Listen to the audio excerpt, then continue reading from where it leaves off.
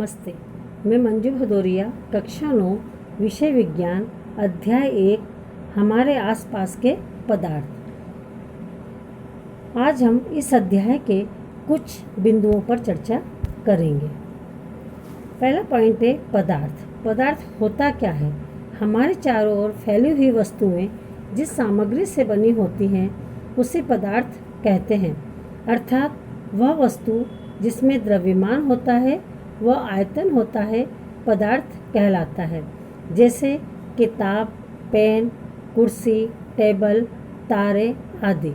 जितनी भी विश्व में सजीव व निर्जीव वस्तुएं हैं पदार्थ के अंतर्गत आती हैं। प्राचीन दार्शनिकों ने बताया कि पदार्थ को 5 मूल तत्वों में वर्गीकृत किया है, जो पंच तत्व के नाम से जाने जाते हैं। ये पंच तत्व वायु, पृथ्वी, अग्नि, जल व आकाश हैं। पदार्थों का वर्गीकरण। पदार्थ को 2 प्रकार से वर्गीकृत किया गया है। पहला भौतिक गुणधर्म, दूसरा रासायनिक गुणधर्म। इस अध्याय में हम भौतिक गुणों के आधार पर पदार्थ के बारे में चर्चा करेंगे। पदार्थ का भौतिक स्वरूप। पदार्थ के भौतिक स्वरूप को देखें तो पदार्थ कणों से मिलकर बना होता है तथा पदार्थ के जो कण होते हैं वो अत्यंत छोटे होते हैं। अब हम पदार्थ के कणों के अभिलाक्षणिक गुणों की चर्चा करेंगे। अभिलाक्षणिक गुणों में सबसे पहला गुण होता है पदार्थ के कणों के बीच रिक्त स्थान पाया जाता है। इसको हम एक उदाहरण के द्वारा देखेंगे। जब हम चाय, कॉफ़ी या नींबू पानी बनाते हैं तो आपने देखा कि एक तरह का पदार्थ के कण दूसरे तरह के पदार्थ के कणों के बीच उपस्थित रिक्त स्थान में समावेशित हो जाता है। इससे पता चलता है कि पदार्थ के कणों के बीच में पर्याप्त रिक्त स्थान पाया जाता है। अब हम दूसरे गुण को देखेंगे कि पदार्थ के कण निरंतर गति करते हैं, यानी उनके पास गतिज ऊर्जा होती है। जब हम किसी पदार्थ को गर्म करते हैं तो क्या होता है कि जो कण होते हैं, तापमान जैसे ही बढ़ेगा तो कणों की गति तेज हो जाएगी और इसी कारण से क्या होता है, कणों की गतिज ऊर्जा बढ़ जाती है। एक क्रियाकलाप के द्वारा देखेंगे कि यदि किसी कोने में बुझी हुई अगरबत्ती रख दें तो इसकी सुगंध लेने के लिए हमें इसके बहुत समीप जाना पड़ता है, किंतु यदि अगरबत्ती को जला दी जाए तो उसकी सुगंध हमको दूर से ही मिल जाती है। ऐसा क्यों होता है? क्योंकि अगरबत्ती के जलने से जो गैस बनती है वो क्या होती है, उसमें जो सुगंध होती है उसमें जो उत्पन्न गैस के कण होते हैं सभी दिशाओं में तेज़ी से आगे बढ़ते हैं। कमरे में जो हवा के चलते कणों के साथ मिश्रित हो जाते हैं और हवा के साथ कमरे के हर हिस्से में जल्दी पहुंच जाते हैं, और ये जो क्रिया होती है यह विसरण क्रिया कहलाती है। अर्थात विसरण 2 विभिन्न पदार्थों के कणों का स्वतः मिलना होता है। अब इसके बाद हम जो तीसरे गुणों की चर्चा करेंगे वह है पदार्थ के कण एक दूसरे को आकर्षित करते हैं। इसको भी एक उदाहरण के द्वारा देखेंगे। जब हम पानी के नल को खोलते हैं तो पानी की जो धार होती है, जब हम उंगली से तोड़ने का प्रयास करते हैं तो क्या देखते हैं कि वह धार टूटती नहीं है। और क्यों नहीं टूटती है? क्योंकि उस धार में जो पानी के अणु होते हैं उनके जो कण होते हैं वो एक दूसरे के साथ एक बल के द्वारा जुड़े रहते हैं, और जो बल वो जो रहता है वो क्या होता है, आकर्षण बल। तो ये जो कण जुड़े रहते हैं किसके द्वारा जुड़े रहते हैं? आकर्षण बल के द्वारा। अब हम पदार्थ की अवस्थाओं के बारे में चर्चा करेंगे। पदार्थ 3 अवस्थाओं में पाया जाता है, ठोस, द्रव और गैस। सबसे पहले हम ठोस अवस्था की जानकारी लेंगे।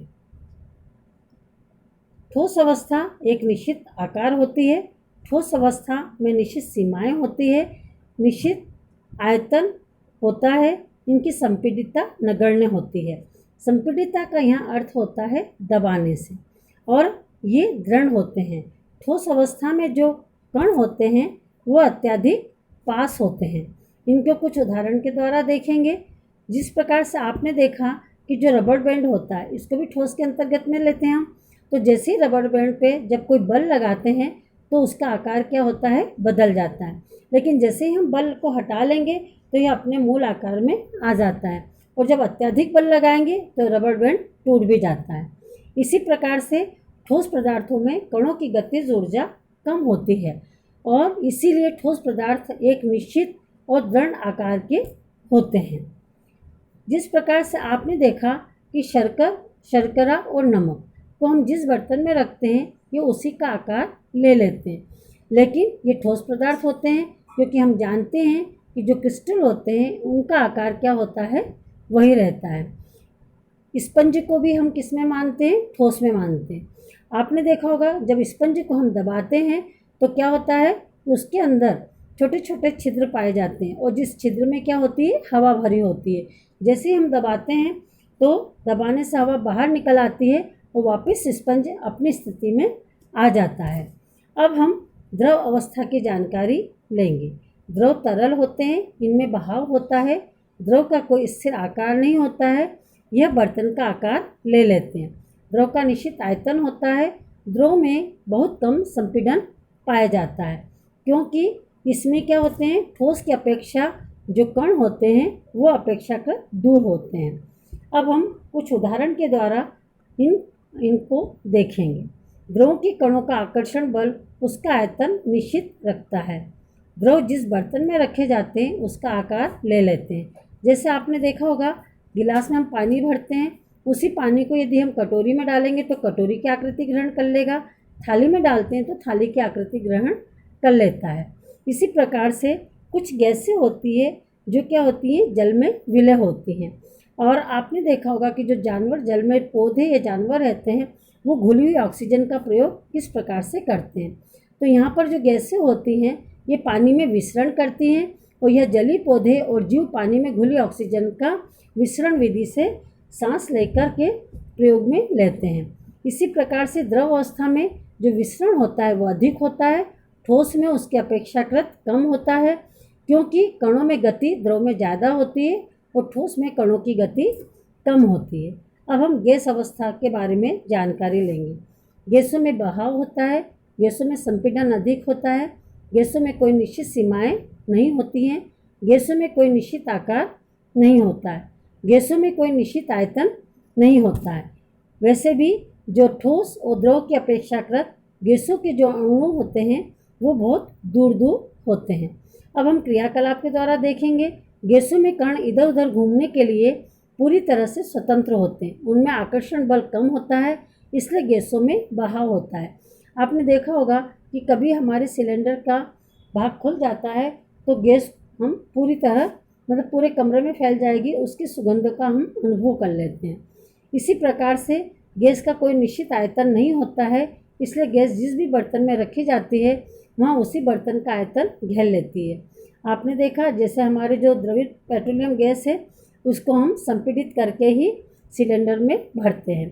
इसी प्रकार से गैसीय अवस्था में जो कण होते हैं अनियमित रूप से तेजी से गति करते हैं, इसी कारण कण आपस में और बर्तन की दीवारों से टकराते हैं। बर्तन की दीवारों पर गैस के कणों के द्वारा प्रति इकाई क्षेत्रफल पर लगे बल के कारण गैस का दबाव बनता है। आपने देखा होगा जब हम प्रेशर कुकर चढ़ाते हैं गैस पर तो क्या होता है, वाष्प बनती है और वो गैस के अणु क्या होते हैं, टकराते हैं, उसके द्वारा ही सीटी हमें सुनाई देती है। अब हम आगे जो ठोस द्रव गैस अवस्थाओं का जो परिवर्तन है वो मैं भाग 2 में हम उसकी जानकारी प्राप्त करेंगे। धन्यवाद।